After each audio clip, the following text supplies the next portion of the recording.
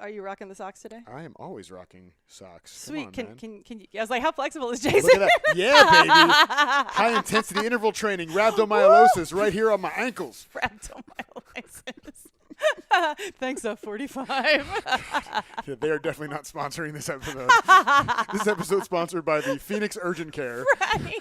not by Functional 45. We know what the F in F45 actually stands for. Fucking die in 45 minutes. Should be FD45. Bastards. Still going back. Oh my God. I've I'm gone still back going like 4 back. more times since. Yeah, I love That's it. amazing. It's great. It's the torture that we, the pill we choose. I'm going to die. It's going to kill me. Like, my kidneys are going to shut down during a war. I'm going to be doing, like, Spider-Man push-ups, and I'm just going to... Done. Just done. Oh, well, let's hope they have good insurance or... Yeah, let's hope I have good insurance. Yeah, exactly. Once you're dead, I'm sure it's a very useful. Yeah. Thanks, fucking cheetah president. I was like, the Cheeto. Yes, the Chester, the Cheeto president. The Cheeto in chief. The Cheeto in chief, that's good. I like that, the Cheeto in chief. Oh my God, you're going to turn off all of your conservative listeners. We haven't even started. It's okay. I know. We're already losing audience and we haven't even started yet. We should have done this whole thing on the patio. That we could have live light streamed would have been all the strange people coming in. That's true. We could have done it down by the pool. And as people are coming in looking at the pool, we just say, yeah, it's for sale. Let us know if you want to make an offer. We come with it. But Yeah. We can pretend we're the realtors. That would be funny, pretending we're the realtors. This is a 3-bedroom, 2-bath. Yeah, I had an idea that I wanted to do an interview show where every interview was done in a restaurant that had a 1-star Yelp review. And we just went around to all the different 1-star Yelp review restaurants and did the interviews there while we're eating. And we decide at the end whether it was warranted that they got a 1-star review. So we actually eat during the interview, and at the end, we have our nuggets of wisdom, but then we also decide whether this should have been a 2-star, 3-star, 4-star, 5-star, or if they deserve the 1-star. And you bring your bucket of Pepto and we bring Tums, and a bucket, an actual bucket, just in case, and a tongue depressant, just in case we need it. Because everybody needs rhabdo and the stomach flu. God. Poor Jason. That was the most dramatic weekend on Instagram. So dramatic. So dramatic. But, I lived. You're a champ. You didn't quit. I didn't quit. Right. Again, only one other time not to quit. Actually, no, when you get rhabdo, you should quit. Right, you should quit working out quit. right then. You should totally quit. I've never been put in the hospital because of cheesecake or pizza. One fucking workout, I'm in the hospital. I'm just saying. Yeah, that bodes poorly for our medical system, but it's accurate. It's very true. It's very true. Okay. All right. I am super stoked that the day is finally here, that I get to have you on. Me Good too. Happens. Yay! Boom. I love it. I'm so excited. Dear everybody listening in podcast land, this is going on YouTube, so there are a lot of things that are going to sound like firecrackers, and that's just us high-fiving, or there's times where we'll be like showing you Jason's socks. This is your incentive to tune into the YouTube version. You really got to send it. You guys, because like right now, the fact if you're not watching us on YouTube, you have no idea that I'm wearing a unicorn onesie. Like, you have no idea that that's happening because you're not watching us.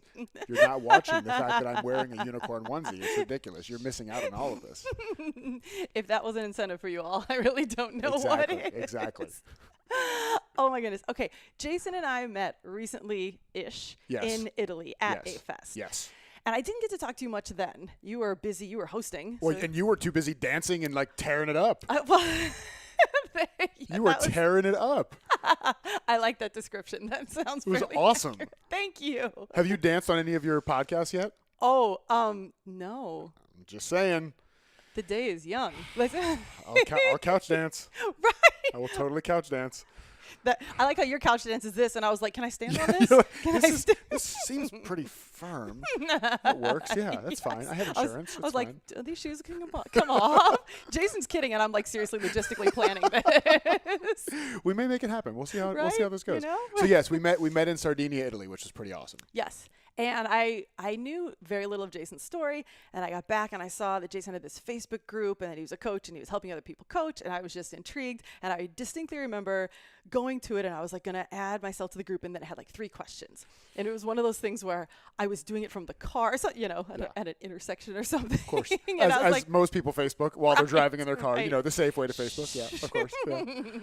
And I didn't answer the questions. I was like, okay, I'll do this later when I remember. And Jason texted me like, hey, I saw you halfway join our group.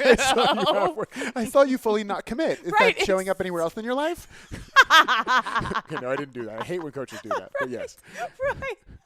Oh my God. I like the non-consented coaching. You Yeah, know? yeah. I call that CWOP, coaching without permission. I Yeah, like no that. CWOP in any of my programs. I don't allow it. I will tar and feather you and blackmail you and put you on registries that you probably don't want to be on if you coach without Jason's permission list. around me. Yeah, yeah. You will be on my list for sure. Yeah. Yes, I appreciate that. Well, yes, he came to me and he's like, started to fill out the questions, and I was like, oh, I'm going to get to that. I promise. I joined that group, and it is the funnest family. Thank you so much. Every morning, Jason shows up. He does some Facebook Live wearing some different crazy t-shirt. Not that I'm disappointed you're in this really nice outfit, but I was like, so what t-shirt disappointed. am I going to get? No. Wait, this is what fancy outfit? pants. You mean my unicorn onesie? Unicorn onesie. The unicorn onesie. I'm so disappointed you just showed up in a unicorn onesie. Come on. I am overly conservative. I'm sorry. I just, I know about your background, and I'm like, doctor, lawyer, my shirt that says sofa king awesome is probably, I should have worn that one. I can go change. I can go change if you need me to. Be right back. Yeah. I love it. So yes, every morning Jason comes to us. He brightens our day. He brings us content about coaching. Super fun. Thank you. And and then I realized, oh, Jason has a book, and you were so kind to have sent me the book, and the book is so much fun. And by the way, I'm just gonna sneak around Go ahead. here. Just get it. I see one. I hope It's it don't, on my coffee table. Yeah. That's right. Grab it. right. Got it. Don't knock over the snow globe. Don't knock over the snow globe. It's my favorite snow globe. Yeah, suddenly hidden under the snow globe is Prison Break, for all those of you in the YouTube world. This book is so much fun. I'm going to flip through. There's actually a chapter on quitting in here. Oh, here it is. Yeah. Boom, you nailed it. Go ahead and quit. You all see this? I didn't even know this guy. Chapter on quitting. There it is. He was meant to be on Quit Happens. There it is. I think it was already like a determined thing, and then I read the quit. I was like, oh my goodness. And Quit Happens, by the way, greatest name ever. It's amazing. I mean, there's just so many things you can do. Like you're full of quit, and Oh, like that. Yeah, all me and the rest of my quit heads, and it's basically we're just replacing the word shit with everything. Is what we're doing. We indeed were. And as a Yeah. person who comes from like a Catholic upbringing in the Midwest, I Yeah. was like, can I do this? I was like trying to find the most. I think I asked my sister-in-law. I was like, you're from the Bible Belt. Can I say this? Yeah. And she's like, no, yeah, you can say it. Wait, are we allowed to curse in this show? You sure are. Oh, sweet. Yes. I Yeah. mean, I'm not going to just do it for no reason and just be like, fuck. Oh, wait. I guess I just did. I'm not going to do it I'm not again gonna for do no it. I'm not reason. gonna do it again for no reason. Oh You'll bleep all that out, I'm sure. It's fine. So, while reading Jason's book, I realized, oh man, this guy has so many quits spanning the range. You quit half of your body weight at some point. Yep. That's a big quit. That's true. And you started off in IT consulting or tech and Yeah. all this stuff. So here's my question to you, because Yeah. we have not at all discussed any of this beforehand, legitimately. but- Totally. It's my favorite Yes, thing. Yeah, it's great. Can you talk about some of your favorite quits in whatever order? Like maybe Ooh. they're your favorite because you learned the most, or maybe they were the hardest. Like this show is just to help people for two reasons. Yeah. Realize everybody out there is struggling with the same things. Yeah. for sure. And secondly, to get some tips from people who've gotten through and are on the other side and like, Yeah. okay, yeah, I had those fears and this is how I dealt with them, or I had this like financial logistic issue, that's how I dealt. So whatever you think that could be of value to the listeners. Yeah. Yeah, it's funny. So yeah, like you said, I've had a lot of quits. The first quit that comes to mind though is the quit from corporate into being an entrepreneur, and it was actually really interesting because I'm a pretty conservative person when it comes to entrepreneurship. Like I know I'm kind of like crazy and zany and all over the place, but when it comes to financial stuff, I'm pretty conservative. So I always advise against people, just quitting and saying I'm passionate about something, so I'm just going to quit everything and go do it, and my love for the thing will make sure I'm okay. I'm much more like pragmatic, and so when I was going to leave my corporate job, and I knew I wanted to leave my corporate job, I had been an entrepreneur since I was a kid. Like I was the one selling baseball cards out of a briefcase that I got at a garage sale when I was like 12 years old. I had my mom buy huge bags of candy from Sam's and Costco when I was a kid, and then I would resell the pieces of candy at school, which I got caught and they took my money, and my mother went and raised hell and got my money back, by the way. Nice. She's like, it's his money. He used it. He's an entrepreneur, blah, blah, blah. They hated my mother at every school I ever went to. And, so I always knew I was going to be an entrepreneur at some point, but I ended up getting into technology, and probably a lot like you were good at it. You were paid really well for it. It was challenging. It's not like, you hated your job. At least I didn't hate my job. But it felt like something was missing. And I was destined to do something that gave me a lot more autonomy and that felt more fulfilling, and that felt like it really allowed me to operate in my genius zone. And I didn't have that language back then when I left corporate, but now I know that to be true. That's what was missing, is I was in my zone of excellence, not my zone of genius, as Gay Hendricks talks about in The Big Leap, right? There's a difference between those two. And So even though I knew I wanted to leave at some point, I finally got the opportunity when I was in grad school. I met these two guys. They were starting a company. It was an executive transportation company and a really cool, innovative concept. And they came to me and said, listen, we need somebody with more business background. We need somebody with more marketing background. And we need somebody with tech background to really help us round this thing out. We have an idea. The guy who started it had been a pilot for American, so he kind of understood transportation and logistics in that way. The other guy kind of was more of a sales and relationship guy, but on the marketing and the tech and all that stuff, they had nobody. So they approached me. And I said, this sounds really cool. Like, I really like the idea. So we started working together, and for the better part of a year, nights and weekends, I was working on this startup. I was doing investor pitches during my lunch breaks. So I would take 90-minute lunch breaks. I would race across town. I would do an hour pitch, and I would race back and come back to work, right? So I was working a ton on this startup. But I wanted to make sure I was safe enough. So for a year, I basically, my partner and I at the time, we pretended that we only lived on her salary, right? That mine didn't even exist. And I was making well over 6 figures in this corporate tech job. And we just put away the money for a year and socked away as much of it as we could. So it got to a point where it was about 9 months or so that we had been saving money. And I knew I was probably about 3 or 4 months away from feeling confident about leaving and going to start, being full-time in this company that we were starting, me and these two guys. And at that same point in time, the company I was working for at the time, I was the director of engineering and operations for this tech consulting firm. And the people that ran the company were essentially me, the owner of the company, who was my direct boss, one of the greatest guys ever and just such an amazing leader, an amazing entrepreneur. And then this other guy who I think the exact opposite of everything I think about that guy. And he was a total dick. His name was Richard. That's what I mean. That's what I mean by that. But so the three of us were the ones who were like, and he was SVP of sales basically, but he was also a co-owner. So the three of us were responsible for scaling the company. Now, the owner of the company saw that me and the other guy weren't getting along so well, and he was smart enough to see, like, listen, if you guys can't get along, we're not going to grow the company the way we want to. So he hired a coach. Now, I had no idea about coaching. I'd never heard about coaching. I knew nothing about any of this stuff. I had gotten into, like, leadership development by that point because I had a team of 15 reporting to me, and I wanted to make sure they had good work-life balance and that they enjoyed their jobs. But coaching was not something I had really been, exposed to yet. So he hires a coach, and this coach is going to work with all of us one-on-one. And I'm like, cool, I'm down for that. Like, I had gotten into personal growth, so I'm like, this is awesome. I get this for free. So the coach starts coaching us, and he's coaching the three of us one-on-one at separate times. And he gained my trust over, the course of a month or two. And he tells me at one point in the beginning, he's like, listen, I know your company hired me, but if you need anything, like if you have some personal stuff going on, like everything here is confidential. And I said, okay, great. That's good to know. So as we were getting closer and closer to me leaving this corporate job, quitting so I could go full-time into my entrepreneurial thing, I think he started to see in the coaching sessions that I was more and more detached, right, from what we were talking about for the company, right? Because I was kind of like 1 foot in, 1 foot out, and I was counting down the days to leave. And you hadn't told him. And I hadn't told him. I hadn't told anybody. So he said, what's going on with you? Like, you seem like you're a little detached. And I was like, well, I mean, there is kind of something going on. And he goes, well, what's going on? Tell me. I said, well, I've been working on this startup for a while, and I'm really excited about it. And I think, I think it's something I want to go into full time pretty soon. It's in no competition with this business, totally different business entirely. And I'm really excited about it. But, I just kind of feel like not as invested in this business because I really want to do that. And I'm excited about it, blah, blah, blah. And he goes, oh, man, that is so cool. I'm so excited for you. And he says, you're going to have to tell your boss or I'm going to tell him. Confidentiality out the window? No. And I said, what happened to everything we talk about as confidential? He goes, well, if you had a Coke problem, like I wouldn't. And I said, oh, good. So a Coke problem, confidential. Me starting another company, not. Maybe a good idea to qualify what confidential means in the future. What if my boss is such a terror that it makes me want to do Coke? Right. Where does that fall? What if I want to start a business about cocaine? Is that what do we do there? So I said, I was taken aback. I was like, oh my God. All right. Well, I'm not ready to tell him. So can you give me a week or two so I can figure stuff out? And he says, well, I'm meeting with him tomorrow for lunch. So you either tell him before tomorrow or I tell him. Oh my God. So I'm freaking out because I wasn't prepared to quit right then. I had this plan, right? And like we all have plans, right? We're like, this is the plan, and I'm going to stick to the plan, and I'm going to be pragmatic, and it's all going to work out. And then life happens, right? Mm-hmm. So I decide to go in and tell my boss, and I sit down and I say, Dan, listen, here's what's going on. I've been working on this thing on the side. I think I'm ready to go off on my own, yada, yada, yada. And I told him what happened with the coach, and he says, okay, 2 things. I said, what? He goes, number 1, we're getting rid of that coach. That's terrible that he did that to you, first and foremost. Yeah. I said, okay, thank you. And he said, number 2, what the hell took you so long to go off and do your own thing? Aww. And I love that. And like I said, he's one of the most amazing leaders ever. So it was funny. So I had a laxative. My quit. I had to take a quit, but it was all impacted. Okay, I really had to take a quit.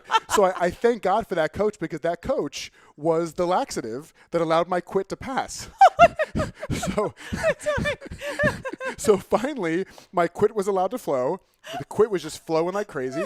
I gave 2 months notice and I left, and that's when I started my first company. So long story, but that's the most prevalent quit that came up for me right now. And it was very challenging to go through the mental part of that and the actual logistical part of leaving my identity as a 6-figure earner, my identity as a director of engineering, my identity as the youngest executive in this company, like all these identities, all of these things that I called them an identity, but really they felt like a purpose. Yeah. And it's like, even if you're excited about the next thing you're going to build, if you feel like you're leaving behind an identity as a part of that, that leaving behind the identity can completely overshadow the excitement you have for the next thing. So balancing that was definitely a challenge. Yeah, I have an entire chapter in my book about quitting identity because it's the one thing that, like, I feel as though doctors and lawyers have got to be okay, we are tied to this identity. Like you said, okay, I'm director of this, or I'm making these 6 figures, or entrepreneurs, even if you have to quit entrepreneurship at some point and work for somebody else because it may be a better fit. I did that too. Really? Yeah. Yep, and then you have to, then you're taking, they're like, okay, well, I have to leave this. Everybody thinks I'm such a great entrepreneur, but I'm going to work for somebody else. Yep. So how did you make that transition? Like, what did you deal with in that, what could have been an identity vacuum between the two? Yeah, it was challenging. I mean, luckily by that point in time, when that happened, since I had been coaching with that guy for a couple months, I looked into getting my own coach. And so I did get my own coach at that point, and it was really, really helpful to have that support and have that guidance to navigate that.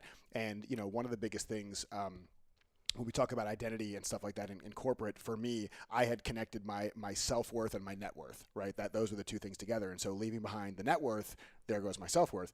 And so one of the things that I did a lot of work on, and it's still the work I do today, and I don't even mean with other people, I mean just on myself, is getting rid of the whole sentiment of the self, right?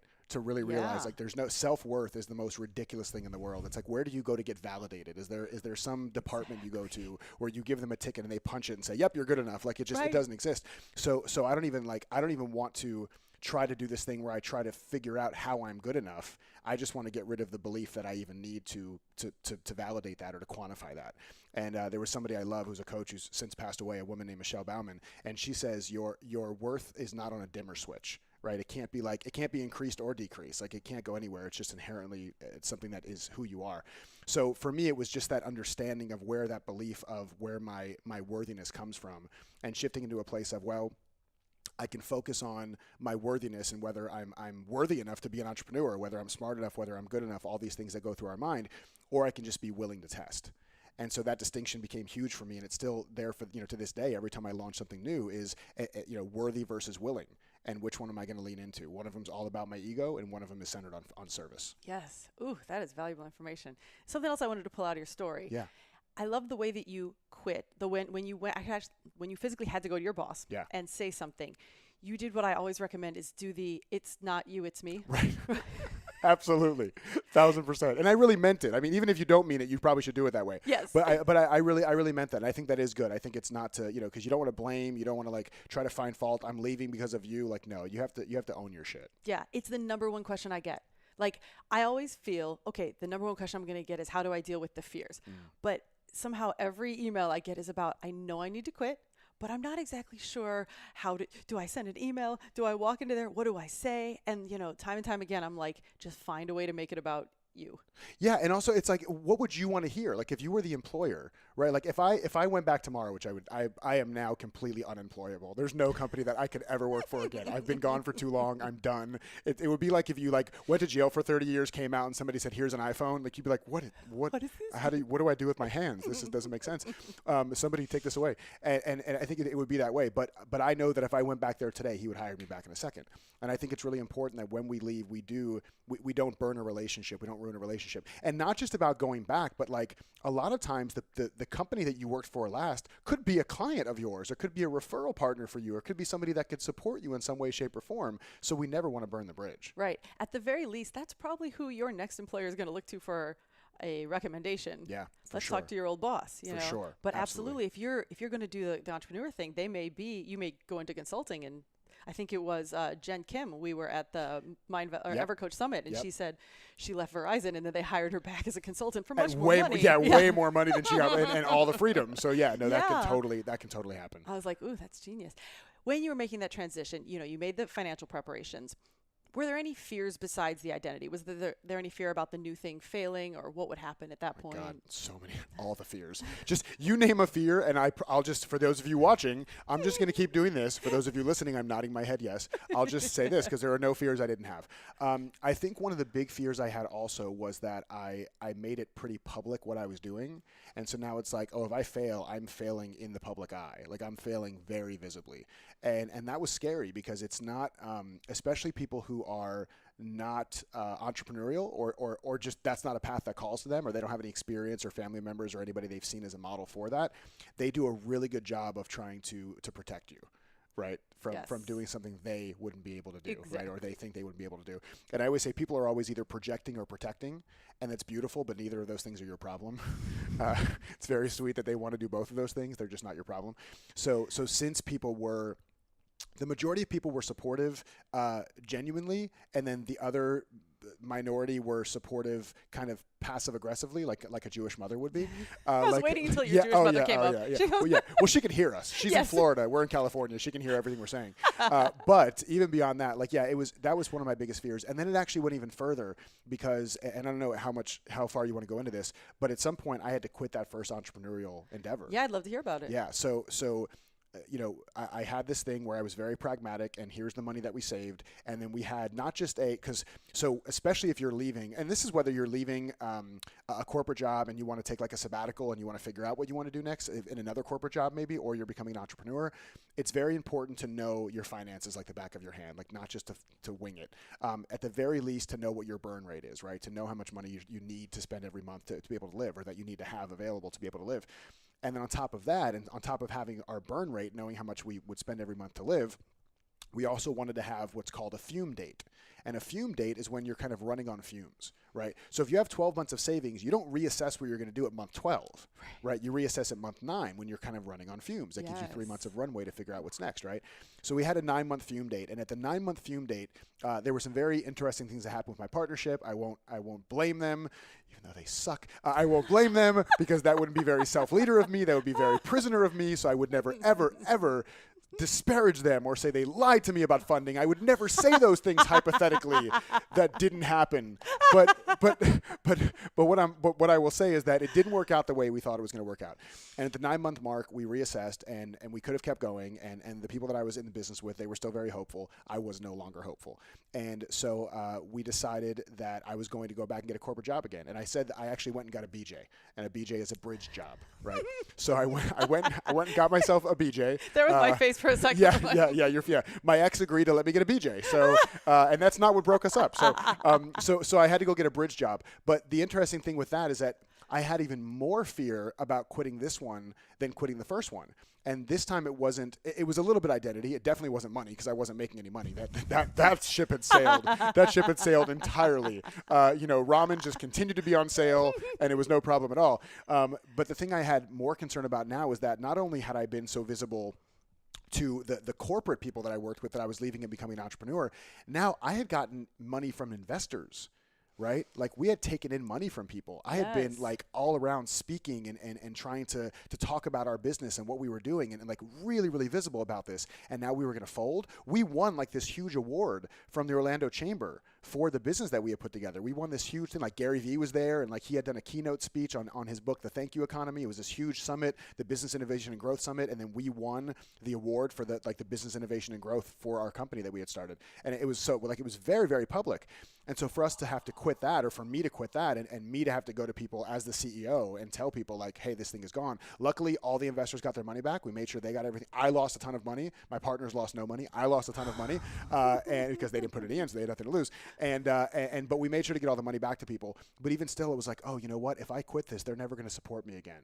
Like they're going to be like, oh, kid, you didn't know what you were doing. Yeah. You screwed up. We took a chance on you the first time. It's not going to happen again.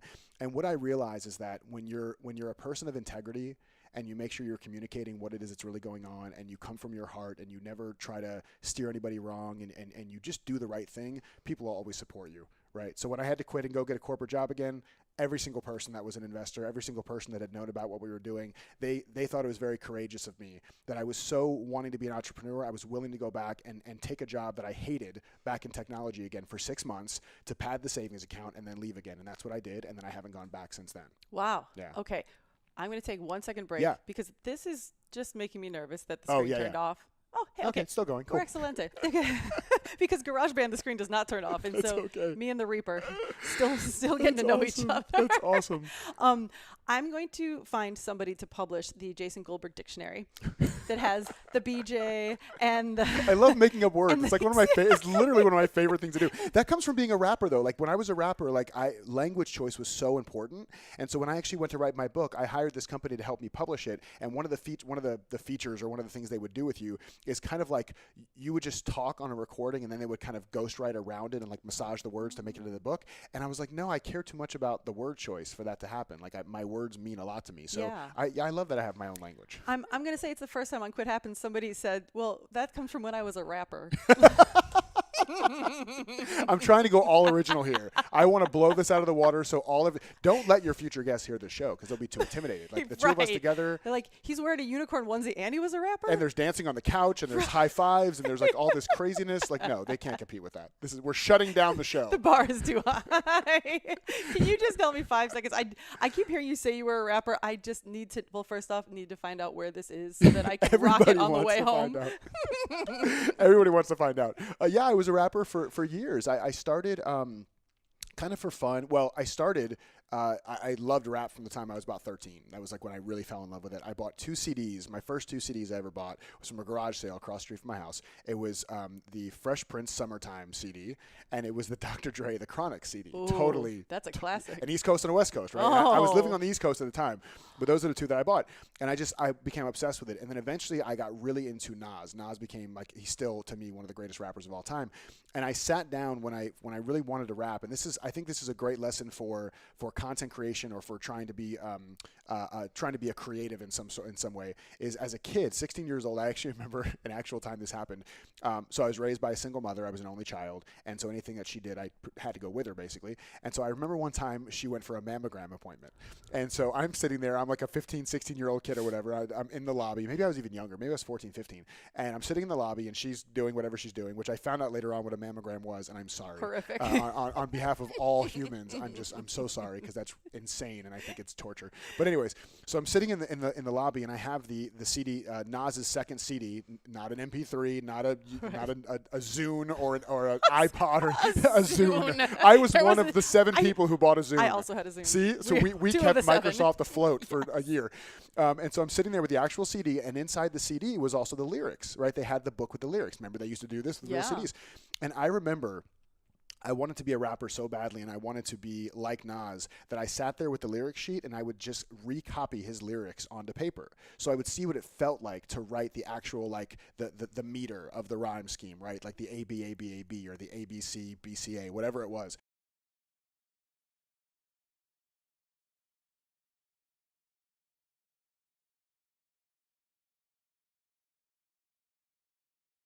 I would write all that stuff down word for word, and it helped me like embody what it felt like to be a rapper.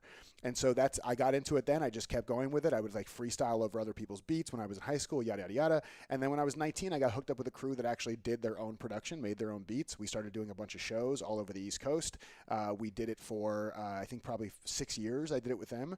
And then I was just so focused on my career, I kind of had to leave it behind because it was taking up too much time. And now I've brought it back into what I do again, but it's kind of more like personal growth kind of rap that I'll do on stage as a part of my keynotes and trainings. That's very cool. You kind of ditched the whole like where we can find this evidence. Yeah, I mean you really can't. There is, you know what I'll do? I'll find there is a Facebook post where at Mind Valley Reunion, not this past year but the year before, I did something on stage and somebody captured it, and it's on Facebook. So I'll send you that link, and if you want to share that in the show notes, you're more than welcome to. What I'd love to share with you is just something really quickly. And I love that I'm coming after Don Miguel, and I hate that I'm coming after Don Miguel. And then I'm coming up before Marissa Peer, because the two of them have had a profound impact in my life, and especially the message of Marissa of enoughness. And we all go through, or at least a lot of us go through, I think all of us, go through this thing about, everybody knows this word, personal growth, triggering. Anybody get triggered sometimes? Yeah! Call that my Jewish mother. And so So what, and she's a Jewish mother, so she can hear everything I'm saying. So what I want to do really quickly is just give you something that I hope can give you a little bit of freedom from worrying about being triggered by others. Would that be cool to hear? Okay, cool. Here we go. What if there was no such thing as villains? Nobody to teach a lesson to. Nobody to backlash at because they mess with you. What if instead of wasted energy and effort to make yourself right and them wrong, you just accepted you? Because when you let them get to you, it's extra fuel to upset you and disconnect you from the truth. You're exceptional. What if you can love anything someone says to you and treat their critique as simply a self-expression tool to teach you something you may have actually needed to hear? Listen with openness instead of retreating with fear. I'll take your judgment because now it's exceedingly clear. When I expand my awareness, I'm increasingly here. I don't mean you shouldn't speak your mind or research yourself, but when it comes from your ego, you might just hurt yourself. Search yourself, and you can love anybody you talk to for all they've gone through and what they believe will serve them well. Don't take it personal. No need to have your patience shook, because everything you're presented with is for your greatest good. I got no enemies, not a single enemy. Any and everyone that was sent to me, it was meant to be. To help me go from a centipede to immensely free. That freedom comes from me when I just let it be.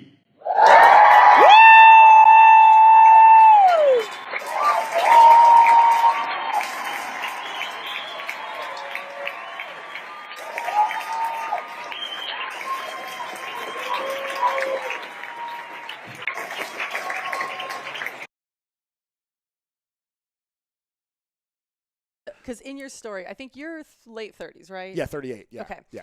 So I was tracking, and I'm like, you were probably a rapper when I was in a ska band. Where there's No also, way. Oh, yeah. You were in a ska band? Indeed. So, okay, so like, were you like Mighty Bosstones, like huge fan kind of thing? Oh, or, I have been on stage with the Bosstones. What? Twice. What? Are you hearing this and seeing this? Really? Yeah, little known fact. It was little. Holy quit. Little knownier. Holy quit. This is my favorite. I had comically saved my backstage pass from. We played the St. Louis date of the Vans Warped Tour. Wow. Oh, in the Warped Tour. Yeah. Holy crap. That's big time. It was big time. And the people with us were like the Specials and every like major 90s ska band minus the Bosstones. Yeah. And they gave us this like kind of decal thing to put on that got us backstage. And I have lived probably 17 places since then, and I still have it sitting on my piano. Wow. And the date was there, and it said, I think it was July 27th, 1998. So in Google Calendar, as soon as I had Google Calendar, and as soon as Facebook and Throwback Thursdays became a thing, I literally fast forward to July 27th, 2018, and said, you're going to do a 20-year Throwback Thursday. Oh my gosh. And I did it actually July 13th of this past year. I was like, 20 years ago this month. No, wait, what does that mean? Like, did you actually perform again? Like, was that the No, throwback? You shared it. I had a video, yeah. No way. Because I happened to be, this is back when I was a multimedia designer, and I was just so lucky that, and I know there's no chance he's listening, but Bob Miano, if like the vice president of the company, comes to the Warped Tour to videotape it. We were a media production company, you know, and he like, so the fact that I had something on a disc from 1998, you know, not on VHS, I was high tech, and I still have it. You should send it to it. You should send him this episode. I totally will. And you should send him the throwback. Yes. That's amazing. Yeah. So I'll tag you. I'll pull back up on Facebook and tag you on you can see the recaps. I went through, it was a whole show I went through, and I just put some highlights together. And that is so cool. Yeah. And how long did you do that? How long were you in the ska 2 band? years. That is so freaking cool. Most of college, actually. Yeah. Is there anybody out now that's still kind of doing ska-ish music? Like, is that I've gone to 2 ska shows in the past month. Really? Yeah. In California? Yes. Where in California? San Diego. Both in San Diego. Wow, that is so cool. Yeah. I'm just thinking about Clueless now. Oh yeah. Because that was so awesome. That's like, anytime I think of ska, the first thing I think about is Clueless. Well, it's funny because my birthday was 2 days ago. Yep. We went down to Tijuana because I like excuse me as I try to like roll my R's with this microphone on my face. Yeah. I like rock en español. Okay. That's what I went down there for. But we were trying to find some like live band that was playing some rock en español, and we go by this one place and there's a band about to play, and we ask what kind of music they're going to play, and no kidding, the guy says ska. Shut up. I was like, what? Happy birthday to me. Like, that is crazy. In Tijuana. Yes. So that is nuts. Yeah. And I literally have gone to, you got to come some Ska Juana. There's like Ska Juana. That sounds like a drug. Or Tiascana. I was going to say, Scajuana sounds like something you roll up, and that's now legal in California. Right. That we're not doing during this interview no, for anybody Elon. watching. Yes, not at all. There's been no edibles. There's been nothing. This is all natural. Isn't that scary? Yes, 100% Jason. I love it. I love it. So scary. Yeah. Okay. I have no idea where we were, but I love every second of it. Yeah, well, I think you were rapping, and I'm in a ska band. That's right. The rapping in the ska band. And and there was me quitting my startup and going back to getting a corporate job, and then quitting that again, quitting that corporate job, and then going back into, what I do now 5 years ago. Actually, there was another company I started in between, but 5 years ago is when I started this. So when you had that, BJ, your bridge job, I'm assuming it was easier to quit that because that was never intended to be long term. That never became an identity, right? I had a practice where every day I would take a 15-minute walk around the parking lot to get out of the building, and I would recite over and over to myself that this is serving what I really want to do in the world. Like this is serving your next thing. This is serving your next thing. This is financing your dream. This is financing your dream. Like it was terrible at that company. I didn't go back to where I had been before. I went to a different company, and it was absolutely terrible. So I had to be in that every day, and kind of that was a big exercise in quitting my expectations of what that job was supposed to look like. And instead, I tell people all the time, just they can fall in like with their job until they can find one they fall in love with. So I fell in like with that job and was called in on like Christmas Eve to do work last minute. And like all this just very like when I told them at one point that I really needed to have my family time because it was important to me to have that balance. They said, you tell your wife you're getting paid really well and that she can deal with it. Wow. Like, oh, interesting. An asshole and a misogynist. Right. His poor wife. Right. But anyways, Yikes. but it was such a blessing because now I get to look back and see like that thing really did teach me so many lessons about falling in like with situations, being good in the present moment. Like my bracelet says amor fati, which means love your fate, like loving what is.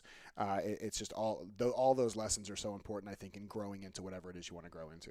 Yeah. Somebody had asked me the other day, and they were interviewing me for their show, and they said, people think of quitting as synonymous with starting over. And I was like, they do? I was like, because to me, it just seems like you're only starting over if you have zero knowledge of anything, right? Totally. And everything that you've quit, you gain so much knowledge from. Totally. So it's not starting over. And it's always there. It's whether people want to see it, right? It's everything that you've done, like every success we've had, it's all portable and transferable.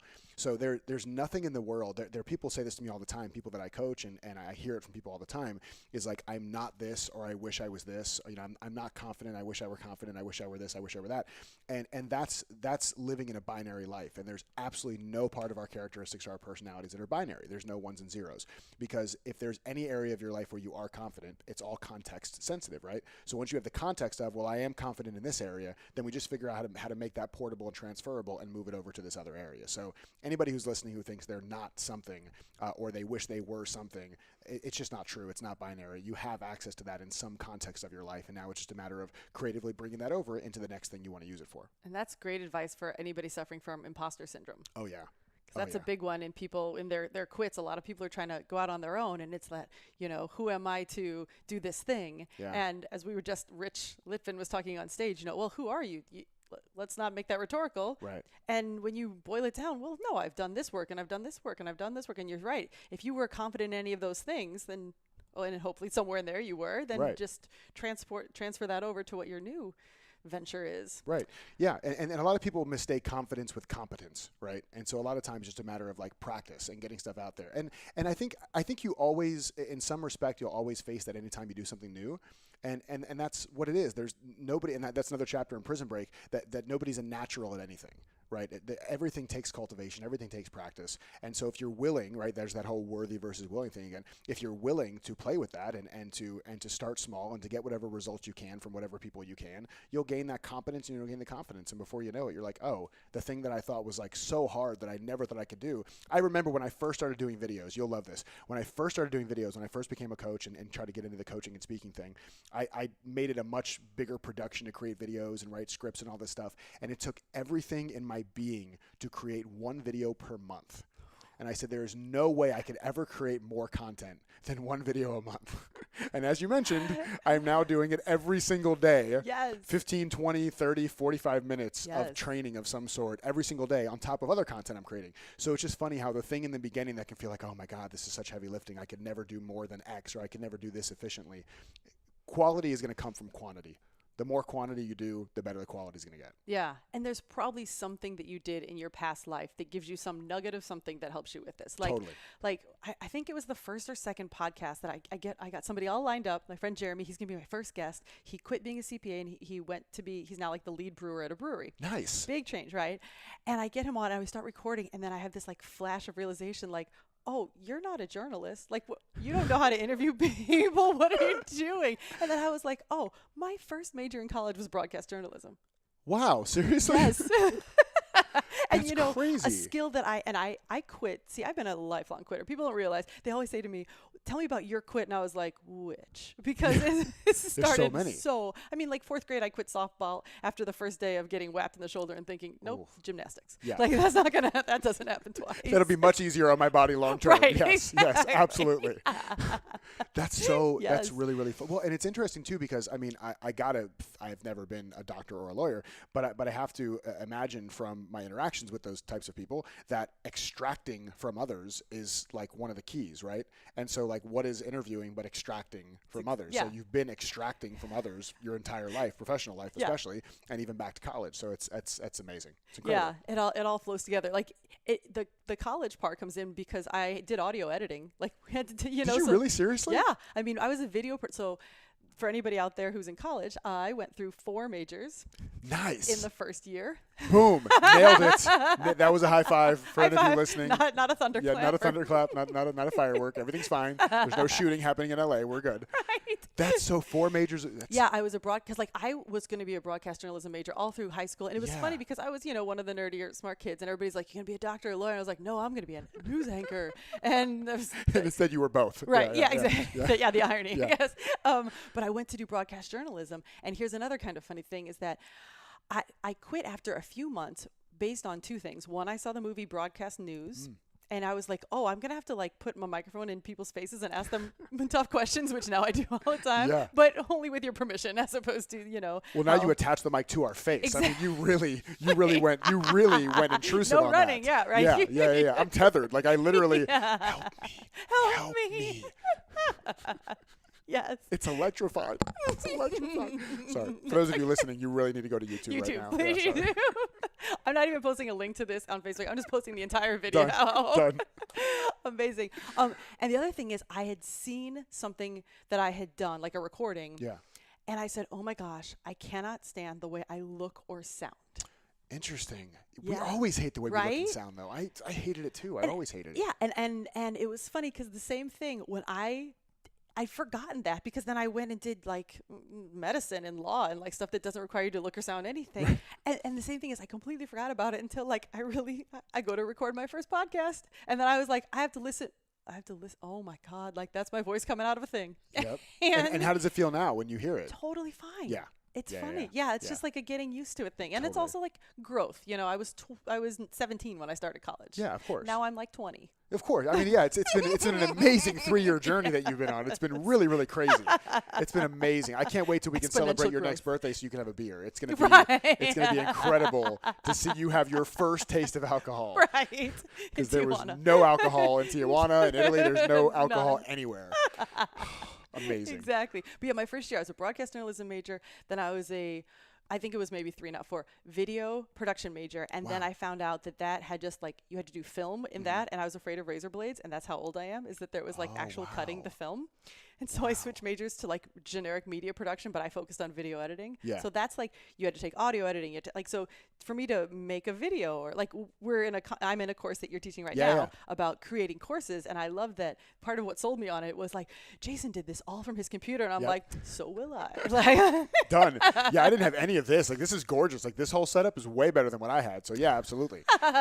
Thank you, Dr. John Lynn, for suggesting that I up my game on the lights, and Josh Trent for suggesting these lovely microphones that are. Unfortunately, they didn't suggest better looking guests, but it's okay. The gear has a filter on it. It's like a Snapchat. This is sponsored by Snapchat. There's a filter on this entire thing. I'm actually a 73-year-old woman, but there's a filter on this to make me look like a younger dude. The onesie's just one of those those filters you put on like the beret. Can you please superimpose a unicorn like horn on me in post? That would be amazing. I mean, not superimpose. No, it's what I'm already wearing. There. It's already Will you there. highlight the horn that's already here?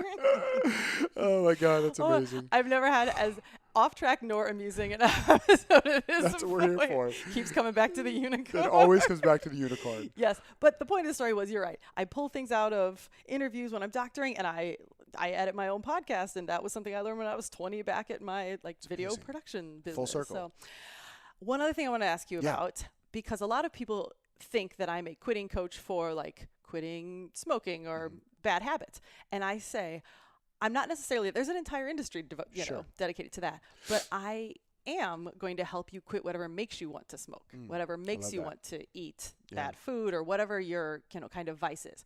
You went through a major body transformation. Yeah. Was there any of that within where it wasn't so much quitting the unhealthy habit, it was quitting something that was leading to the unhealthy habit?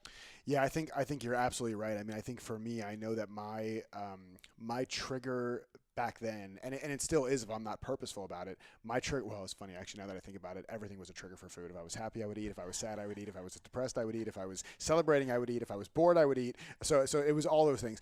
But what I saw though, that was all the golden thread from all that stuff was really a sense of not being mindful, right? So it was mindless snacking or mindless eating, not even being hungry, but just needing to fill the space and fill the time. And so I think one of the things I really had to quit was kind of the mindlessness with which I was navigating my world and being more mindful instead. And that was a huge thing. And again, that's still a practice. I think also if you're somebody who is kind of, and I don't want to put labels on people, but if you historically are somebody who's very hard driving, fast moving, fast talking, ambitious, like type A, which I may be a little bit, who knows, for anybody who's listened to the first 30 seconds of this interview. Yeah. But for people like that, I think it can be even more challenging to be mindful, to really be in the present moment. So it is something I have to purposefully cultivate. But yeah, I would say that was definitely something I had to work on quitting.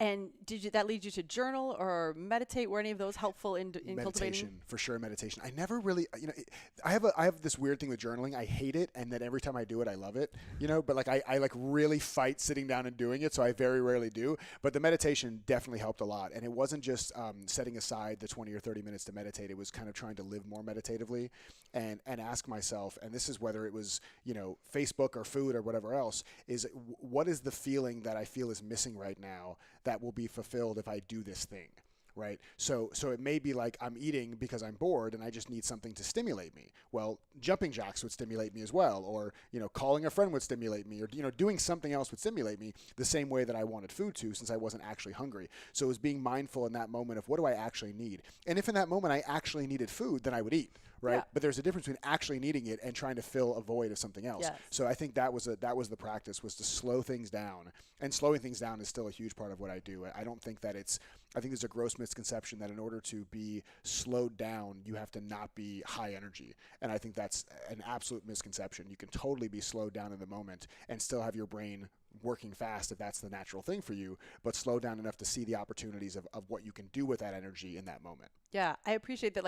I had asked you, okay, I'm coming to LA. Do you want to come do this thing at night after we record? And you said very consciously, I have this commitment before and this commitment, and my energy level may not be where I'm going to want to do that thing. And I was like, that's so in integrity, because so many people, they don't guard their energy, or they may be guarding their energy, but they overcommit themselves, and then that ends up flaking. And it's just so much more authentic to say, this is what's on my plate. Yep. And yes, I'm a high energy mover person, but I can be that because I take that time to slow down, and I honor when I know that I'm running on all cylinders too much. Yep. It's totally true, because and you said the word, integrity is everything to me. So if I ever feel like I can't live up to a commitment, that's like strangulation for me. I can't breathe if I feel like I'm not, fulfilling a commitment that I've made. So for me, it's much better for me to pull back on the commitment. There was do you know James Altucher? Have you heard of him? Okay, so he's awesome. But he said something one time that really stuck with me. He said, if you'll never have to say no if you slow down on your yeses. Ooh. Which I was like, oh shit. That's so good. Yeah, it's really good, James. Way to go, bro. Like that. That's good stuff. Asterisk to James Altucher. Yeah. One day I opened Instagram and there's like one little heart. James Altucher liked my post. What?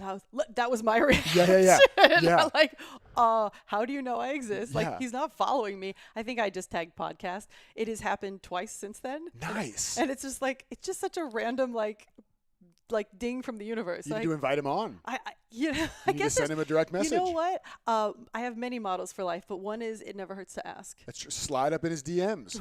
just slide up in the DM. Be like, yo, J.A., what up, bruh? Let's do a little control, Altucher, delete. And talk about what you've quitted, bro. Amazing. Did I just say quitted? Quitted. What you quitted, bro, it worked. It's funny because I think somebody on Instagram actually said that the other day, like as something they were referring to me, and I was like, it's probably wrong, but it sounds kind of dope. Yeah, you know? yeah. Isn't it also what Harry Potter and those guys played? Oh, that's Quidditch. No, that's, okay.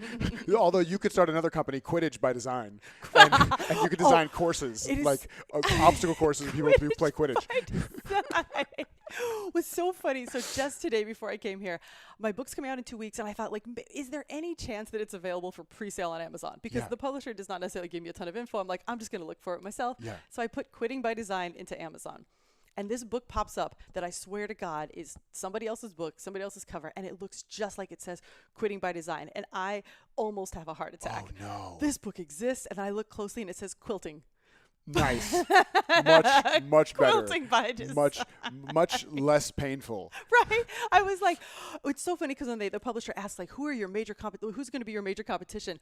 I did not realize that, like, the quilting industry of people thinking that they have misspelled quilting is my biggest competition. I wonder how many quilters you will get who will ask for a refund because the sweater for their cat didn't turn out well at all from reading your book. Your book sucks. I got as far as the collar and then I quit. My cat's freezing because of you. That's amazing. I also just pictured a cat wearing a quilt because I think because why not? Why not? Because why not? Because I mean, if you're wearing a onesie, that would be the world awesome. is our oyster. You should try to get a whole contingency of quilters to take pictures holding their quilts in one hand and your book in the other. That would go so viral. Oh my God, you have to do that. You have to do it. Challenge accepted. Done.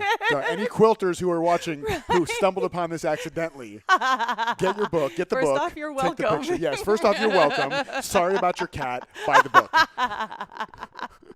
Oh my God. Okay. Well, we have covered many things. Yes. Any chance there's a little nugget of knowledge, it could be quitting related, it could be self-leadership, that you think would be of use to the listeners out there that I have not pulled out of you yet? Yeah, I mean, I think it all comes down to, one of my big mantra, well, it's the other thing on the other bracelet, right? So the one bracelet is Amor Fati, the other bracelet is Spirit of Play. And there's something about, I talk about playful prosperity a lot. And so what the misconception there, I think there's a misconception with playfulness for me, like there is for quitting with you. And with me, playfulness is not about like, water balloons or like, shooting people with Nerf guns or like, that stuff's all great. Hula hooping, like all that stuff's super fun. Do it. It's fun. That's not what playfulness is in my mind. For me, when I talk about being playful, it's about bringing a spirit of play. It's about bringing more levity and lightness and humor to the world and to our world and our circumstances in particular, and not allowing us to default to the explanations and the stories and the interpretations of what's going on around us. And there are clients I work with all the time, and they come to me, and it's so funny. Like I've really started to get this about my work now, is that all my work is bait and switch. All of my work is I have total ulterior motives. I'm such a scam artist because people come to me for, this to make more money or to grow their business or whatever. And it tends to be that anytime I can get them to relax and to bring a little more levity to whatever situation's going on, they make more money and their business grows and all this stuff. And we talk strategies and tactics and all that stuff, but that stuff doesn't work unless you're at a higher state of consciousness, a higher level of consciousness. So one of my favorite quotes in the world is an Albert Einstein quote: "You can't solve a problem with the same thinking that created it." Right? And so if we can help people and help ourselves to go from this like low level of consciousness where it's almost like, imagine putting your nose against the sidewalk, right, on the ground, and I ask you, what do you see as possible for your life? You're going to say cement. Like you can't see anything else because you're so low on the ground. And then if I take you off the ground and I put you up on a 100-story building and I say, now tell me what's possible, You have a 360-degree view. I'm like, well, crap, I could go over there. That building looks cool. And I can see the mountains over in the distance there. And you see so many opportunities. So the more that we can be lighter about the way we live our lives, the more that we can have a more casual relationship with our psychology, right? Not taking everything so seriously. The more we can do that, the more opportunity we see available to us. We see the opportunities to quit in order to create something new. We see the thing that we need to say to our boss to make sure they understand why we're leaving. We see the ways that we could jump into an entirely new industry, even if we don't have direct experience in that. All that stuff is available to us when we're lighter, when we're calm, when we're clear, when we're creative, when we're courageous, and when we have a lighter sense of play that we bring to the world. And you completely embody that, because when I got into this journey, a lot of us follow, okay, who's been doing this, who's online, and you end up at Gary Vee at some point, right? Yep. And my blood pressure watching Gary Vee is like, I am a failure. I have slept more than 13 minutes. What am I doing with my life? How dare you? Yeah, I know. And like, I was just so overwhelmed. I think there was an article that's, I don't know if you referenced it, but somebody referenced it. It's called like, Why Gary Vee is Trying to Kill Me. I haven't seen that. I haven't seen that. That's amazing. But if you follow his advice, you are going to live 3.5 more years. I don't know how he does it. He has some different DNA and maybe a great support team. But so like, at the beginning of my journey, I was just overwhelmed with all these kind of like very serious. And so I just unfollowed all of it. But in the morning, we get to just chat with you, and like it comes playfully, and then you just happen to roll. My favorite thing is the backpack story. Oh, God. I don't know if I have it here somewhere. It's around somewhere. That would have been amazing. Yes. But yeah, Jason got some Guess jeans. These are the Guess jeans. These are my super skinny Guess jeans. They're G by Guess. I don't know why that's the voice. Why can't I be there G by Guess? You just channeled Jonathan Van Ness, but that's okay. It was amazing. He had to be on my podcast one or the other. This is what I'm going to do. He's like from a neighboring town in Illinois, by the way. No way, that's amazing. Yes. We weren't actually friends, but someday. So it'll happen. It'll happen. Yeah, so apparently Guess, thinking that they were like doing a favor to Jason, sent him a pink backpack. And not even a full-size pink backpack. It was like a pink backpack for like Dora the Explorer. It was like just enough to fit like 3 avocados in. It was so tiny. And they thought that like when I ordered two pairs of men's black jeans, that a little teeny pink backpack is the perfect complement. He's getting some black jeans. Let's see. Maybe we send him a belt. No. Belts are overrated. Let's see. How about a bomber jacket? No. Bomber jackets. Those are so 2007. I know. Mini pink backpack. Mini pink mesh backpack. Mesh. If that doesn't go with men's black jeans, nothing does. Ship it. Yeah. Thanks, Jeep, I guess. I love it. Yeah, he used that story to tell us something about serving versus giving. Yeah. And I still remember it because I'm literally in the shower cracking up loud to that. That's awesome. Hysterically to that story. But as I had expected, that no expectations, but whatever. I knew this is going to be an amazingly hilarious I did too, talk. because I've met you, so I knew this was going to be great as well, for sure. I can't thank you enough. I'm going to plug all your jazz, all the other places, but there's this that I'm just going to put up in front of YouTube one more time. And I'll give you a link so that your listeners can get a free copy of Prison Break. So if they want to get a free copy, they can get an audio copy, a digital copy, or if they're in the U.S., a free paperback copy shipped to their house. I'll give you a special link for your people. You can share it, and they can get a copy of the book. Thank you so much. My pleasure. Oh, wow. That is a great gift. You guys have to read this. I have like 5 books that are kind of constantly in rotation because, like they'll get a little monotonous or a little dry. Of course. Prison Break's it's the only one I finished of like the 5 I started with. Thank you very much. That means a lot to me. It really does. It's so much fun. It's just, I'm laughing out loud reading that. I was like Instagramming half of it as I'm on a plane. Remember? Nice. Oh, that's right. Yes. I remember the quitting one especially. I was drawing stars. Your Instagram game is pretty on point. I got to give you a fist pound on that. Your Instagram game is on point. It's fun. You did a swinger thing the other day too, which was great. For those of you who did not know, Lynn Marie's a swinger.